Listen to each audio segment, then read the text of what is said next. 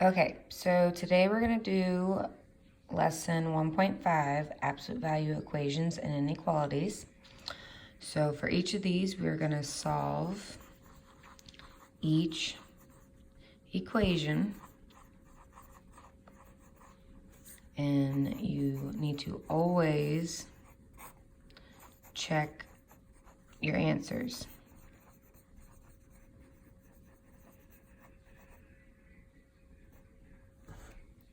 So let's do number 1. Absolute value of negative 4x equals 32. Now let's remind ourselves what absolute value means.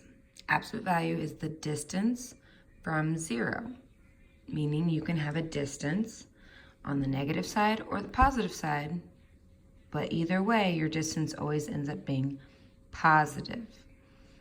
So, for example, the absolute value of 5 is 5. 5 is 5 units away from 0. The absolute value of negative 5 is also 5, because negative 5 is 5 units from 0. So because of that, we can get 2 answers with each problem. So when you set it up, you want to see that you can have 2 options. So the first time you write it, you're going to write it like what you see without the absolute value sign. Negative 4x equals 32. And then you're going to recognize that this could also be negative 4x equals negative 32. Because although our distance is positive here, once I do absolute value of a negative number, it comes out positive. So I have 2 options. Then we solve. So in each of these, we're going to divide by negative 4. So x equals 32 divided by negative 4 is negative 8. Over here, we have negative 32 divided by negative 4. So we get positive 8. Now, before we can verify those are answers, we have to check. So we go back in, negative 8 times negative 4 is positive 32. The absolute value of 32 is 32, so that works. What about 8? 8 times negative 4 is negative 32, but the absolute value of negative 32 is still 32, meaning both of these solutions work for this problem. Let's try the next one. 2 times the absolute value of 3x minus 2 equals 14.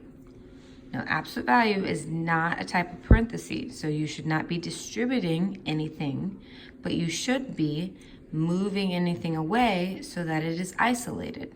So in this case, we have 2 times the absolute value. So in order to get rid of that 2, we're going to move it to the other side by dividing.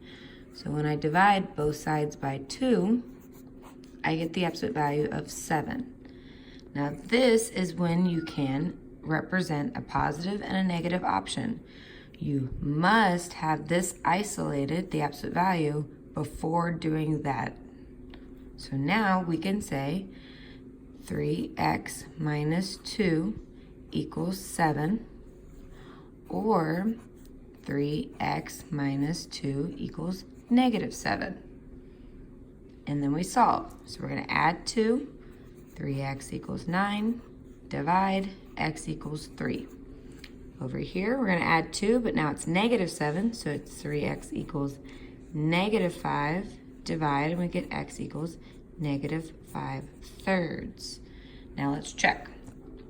3 times 3 is 9. 9 minus 2 is 7. Absolute value of 7 is 7. Then I can consider multiplying by 2, and that gives me 14. That one works. Negative 5 thirds. 3 times negative 5 thirds would be negative 5. Negative 5 minus 2 is negative 7. Absolute value of negative 7 is 7. 7 times 2 is 14. This one also has both working.